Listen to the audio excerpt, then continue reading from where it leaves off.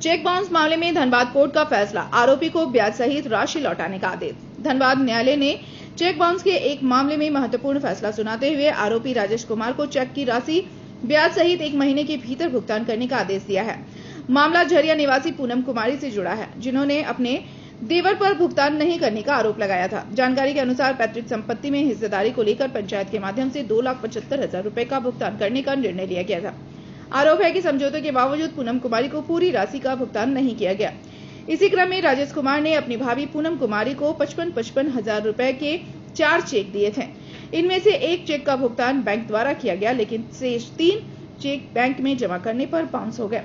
Cheque bounce होने के बाद पूनम कुमारी ने धनबाद न्यायालय में सीपी केस दायर कर न्याय की मांग की थी। मामले की सुनवाई पूरी होने के बाद अदालत ने पीड़िता के पक्ष में फैसला सुनाते हुए आरोपी को चेक की राशि ब्याज सहित 1 महीने के भीतर भुगतान करने का निर्देश दिया।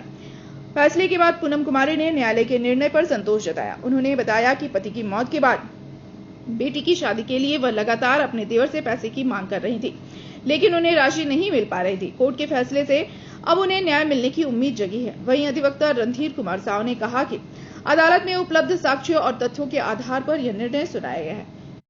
ये चेक बाउंस का केस का मामला था। हमारे यहाँ पंचायत बैठा था कि पैतृक संपत्ति में विजय कुमार जो लिए हैं उनमें से हमें 2,75,000 दिया जाएगा, लेकिन उन्होंने पंचायत में चेक दी थी और जब मैंने बैंक गया तो एक चेक मेरा क्लियर हुआ था, एक चेक उन्होंने रख लिया और 3 चेक दिया था। जो 3 चेक मेरा चेक बाउंस हो गया, जिसमें मैंने केस की थी और आज उसी का एक चेक का 277 CP 277 का आज केस फाइनल हुआ, जिसमें उन्हें सजा मिली।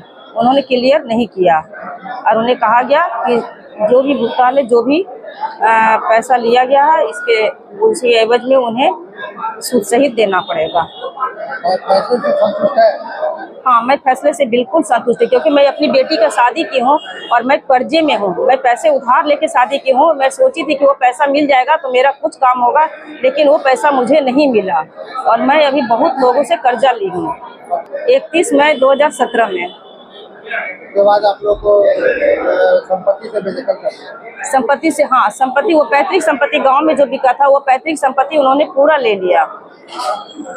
उसके एवज में मुझे कुछ नहीं दिया गया। बस हमारे यहाँ पंचायत हुआ था, उसमें कहा गया था उन्हें कि 2,75,000 पैतृक संपत्ति में से दिया जाएगा। विजय ने वही चेक दिया था, जिसमें से एक चेक उन्होंने खुद रख लिया, एक चेक क्लियर हुआ और 3 चेक मेरा चेक बाउंस हो गया।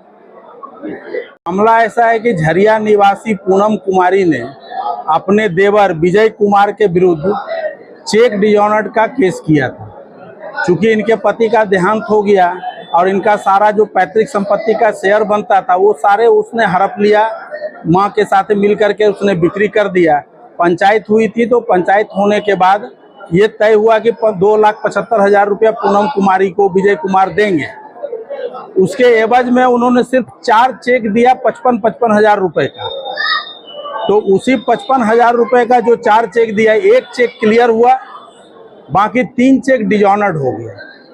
उसी संदर्भ में मैंने सीपी केस 277/2024 डिजॉनर्ड का एक मामला दर्ज किया था और उसमें सुनवाई पूरी होने के उपरांत विजय कुमार को जो है उसमें सजा हुआ और उनको निर्देश हुआ कि वो चेक रकम ब्याज के साथ जो है पूनम कुमारी को वापस करें और उनको जेल की भी सजा हुई है। साथ ही साथ जो सीपी केस नंबर 15,261/23 और सीपी केस नंबर 19,601/23 इसमें अभी भी वो फरार चल रहे हैं। और ये विजय कुमार जो है धनाढ़ व्यक्ति हैं। भुईपोर के पास उनका मार्बल का बहुत बड़ा दुकान है, करोड़ों का ट्रांजैक्शन है, लेकिन अपनी भाभी को वो प्रताड़ित करते हुए जो है चेक डिजॉनर्ड हुआ, रकम देने से इनकार किए। यही नहीं, ये नैतिकता के आधार पर था कि भाई के मरने के बाद जो है पूनम कुमारी और इनकी एक इकलौती बेटी थी, कम से कम उनका देख रेख करे। उन्होंने ऐसा भी नहीं किया। बेटी की शादी के लिए ये गिड़गिड़ाती रही कि कुछ रकम इनको मिले, लेकिन वो नहीं दिए और कर्ज लेकर के पूनम कुमारी अपनी बेटिया की अभी शादी करी है।